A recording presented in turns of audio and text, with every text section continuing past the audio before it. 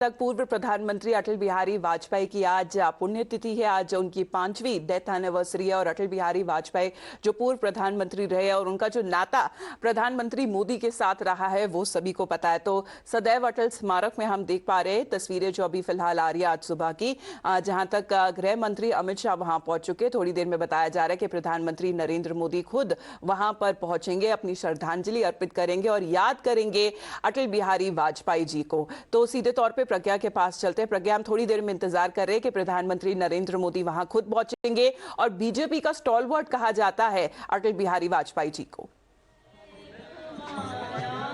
Can say that they got from Atal Bihari Vajpayee's leadership and his vision, which is also respected by everyone in the party, including Prime Minister Narendra Modi.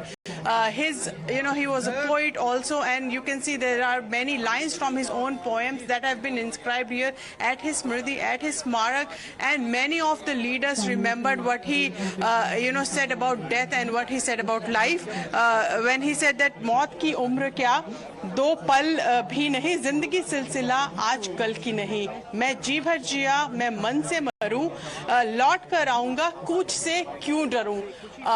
This is very inspirational thoughts that he penned also, and these lines have become unforgettable.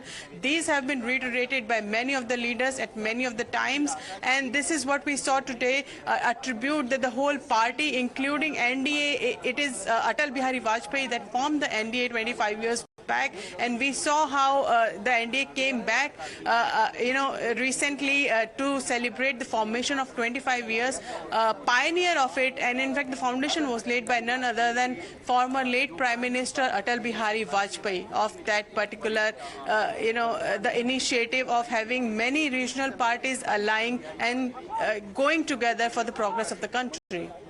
बिल्कुल। और प्रज्ञा, अगर हम अटल बिहारी वाजपेयी जी को याद करें तो उन्हें एक तरीके से अजात शत्रु कहा जाता था। ना सिर्फ उनकी पार्टी में उनकी इतनी बड़ी इज्जत और इतना बड़ा जहां तक उनकी जो पहचान रही है, लेकिन विपक्षी दलों से भी हमने देखा है कि उनको उतनी ही इज्जत और उतना ही प्यार मिलता रहा है।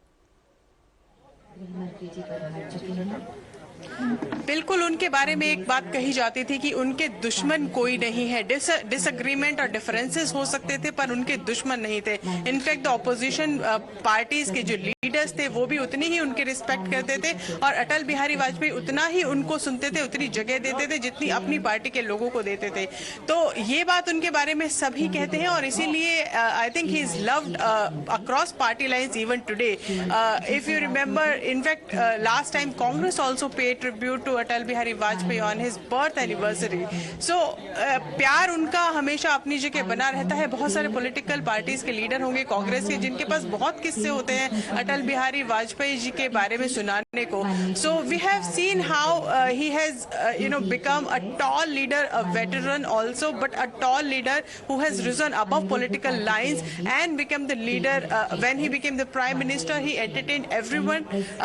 He was the one who in fact heard opposition as well as much as he heard his own party people. So ये उनके बारे में बिल्कुल सही कहा जाता है और वो उनके बारे में एक बात बिल्कुल सही कही जाती है कि वो दिल से एक पोएट थे, एक राइटर थे. अटल बिहारी वाजपेयी इसकी प्रशंसा प्रधानमंत्री बताया जा रहा है. नरेंद्र मोदी प्रधानमंत्री भी वहां पहुंचने वाले हैं. जितने बड़े लीडर्स हैं, अमित शाह की भी तस्वीरें आ रही है और एनडीए के भी जो लीडर्स हैं उन्हें भी बुलाया गया है यहाँ पर सदैव अटल स्मारक में. हम आपके पास दोबारा लौटेंगे. प्रज्ञा, जुड़ने के लिए धन्यवाद. चलिए आगे बढ़